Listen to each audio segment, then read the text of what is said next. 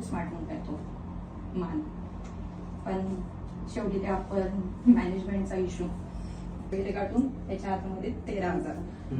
तो काय म्हणतोय की स्टार्टिंगला आम्ही जेव्हा जॉईन केलं होतं त्यांनी आम्हाला शिकवलं, त्याच्यानंतर नाही यानेच फक्त आहे ना प्राईम फोकसला शिकला तो, पण नंतर ना यानेच या सर्व डेफ लोकांना घेऊन. नमस्कार, जय महाराष्ट्र.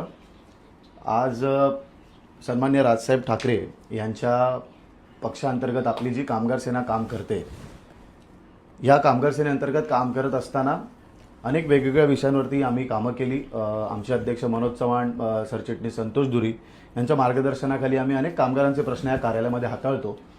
परंतु आज एक अतिशय वेगळा विषय आमच्या कार्यालयामध्ये आलेला आहे. एक वेगळी तक्रार आम्ही आज अनुभवतोय आणि हे तुमच्यासमोर मांडत असताना भरपूर दुःख देखील होत आहे. आज आपल्या कार्यालयात ही जी मुलं आलेली आहेत, ही मुलं VFX इंडस्ट्रीमध्ये काम करतात.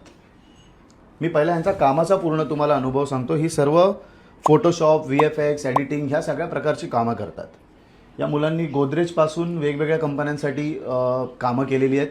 प्राईम फोकस वगैरे वगैरे सारख्या चांगल्या कंपन्यांसाठी, पण नावाजलेल्या कंपन्यांसाठी कामं केलेली आहेत. ॲडनेट ग्लोबल नावाच्या कंपनीमध्ये ही मुलं सध्या कार्यरत होती. या कंपनीच्या माध्यमातून गेले 2 ते 5 वर्षापासून ही मुलं कामं करत आहेत.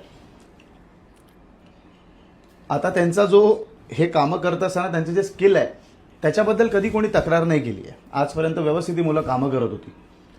परंतु आज त्यांचं बहिर असणं हे त्यांना नडतंय. म्हणजे एक कामगार म्हणून ते स्वतःला या समाजामध्ये एकरूप करून आणतायत. समाजामध्ये सगळ्यांसोबत उठून बसून ती कामं करायचा प्रयत्न करतायत.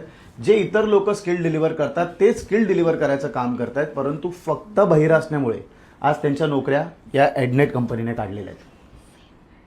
या कंपनीने स्वतःच्या प्रोफाईलवरती दाखवलेलं आहे की आम्ही डेफ लोकांना कामावरती ठेवले आहेत. या आमच्या ज्या ताई आहेत त्या त्याच्यामध्ये एंटरप्रेटरचं काम करतात, ते दुभाषेचं काम करतात. म्हणजे ही जी 20 मुलं त्या कंपनीत कामाला होती, त्या मुलांसोबत ह्या असायच्या की त्यांना एखादं काम समजलं नाही तर ते समजावून सांगणं यांचं काम असायचं. आता कंपनीचे मध्ये नवीन कोणतरी मॅनेजर आले.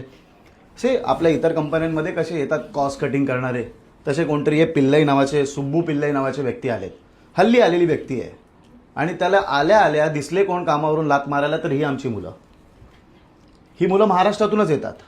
कोण पालघरमधलं आहे, कोण दहिसरमधलं आहे, कोण घाटकोपरमधलं आहे.